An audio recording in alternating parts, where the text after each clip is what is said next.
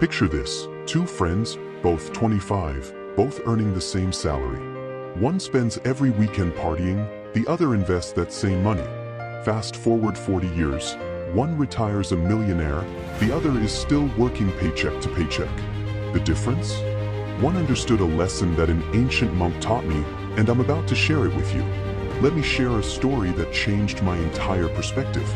Years ago, I met an elderly monk during my travels, who told me about two paths he once faced as a young man. He had inherited a modest sum of money, enough to either celebrate with his friends for months or invest in learning a valuable skill. His friends mocked him when he chose the latter, calling him boring and antisocial. They spent their inheritance on parties, expensive clothes, and fleeting experiences that felt incredible in the moment, but left no lasting impact. The monk, however, used his money to learn traditional craftsmanship. While his friends were nursing hangovers, he was building expertise. While they were buying drinks for strangers who forgot their names by morning, he was creating something valuable with his hands. Decades later, those same friends came to him for financial help, while his single decision had blossomed into a lifetime of abundance and purpose. This monk's wisdom didn't come from judgment of pleasure, but from understanding something most people never grasp. Every moment and every dollar is an investment, whether you realize it or not. Here's the truth that no one wants to hear. Partying and mindless entertainment aren't just neutral activities, they're actively stealing from your future self. When you spend $200 on a night out, you're not just spending $200. If that money were invested with a modest 7% annual return, it would be worth over $3,000 in 40 years. But the real cost is even deeper than that. Every hour you spend in environments that don't contribute to your growth is an hour you could have spent learning a skill, building relationships that matter, or creating something valuable. The monk understood that time and attention are your most precious currencies, and unlike money, you can never earn them back once they're spent. But this isn't about living like a hermit or never enjoying yourself. The monk still celebrated, still connected with others, still experienced joy, but he did it mindfully. He chose quality over quantity, depth over distraction. Instead of shallow connections with strangers in crowded bars, he built meaningful relationships through shared purpose and growth.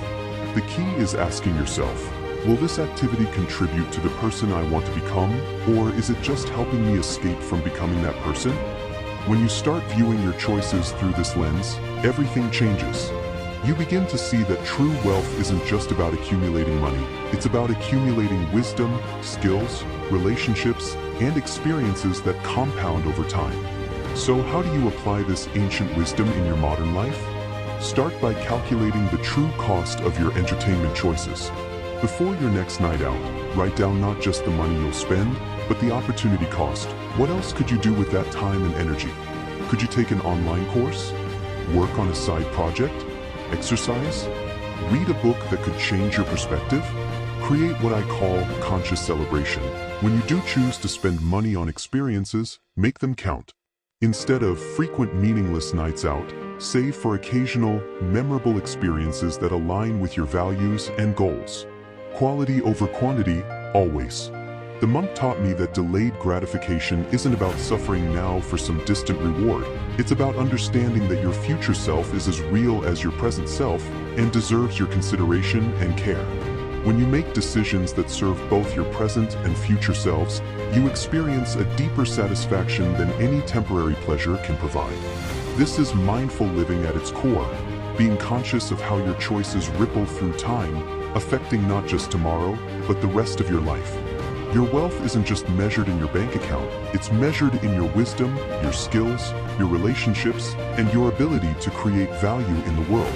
Every moment you choose growth over distraction, investment over consumption, and consciousness over mindlessness, you're building a fortune that no economic downturn can touch. The party will always be there, but the opportunity to build your dream life won't wait forever. Your future self is watching your choices right now. Make them proud. What's one activity you're willing to sacrifice for your future wealth? Share in the comments below, and don't forget to subscribe for more wisdom that transforms lives. Until next time, choose your investments wisely.